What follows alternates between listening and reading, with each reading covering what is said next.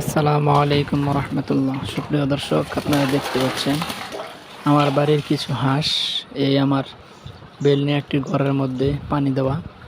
মূলত এই হাঁসগুলি পুকুরে নামানো যায় না, অনেক চেষ্টা করার পরও পুকুরে নামাইতে পারি নাই। তাই আজকে এই ঘরের মধ্যেই আমরা, মূলত গরুর ঘর এটা, এই ঘরের মধ্যেই আমরা এই হাঁসগুলিকে পানি দিয়ে রাখছি। তাই দেখতে পাচ্ছেন আপনারা হাঁসগুলো এই পানিতে কিভাবে গোসল করতেছে। এই দেখেন 6টি হাঁস রয়েছে এই জায়গায়। তাই এইভাবে আমরা এখানে পানি দিয়ে রাখি।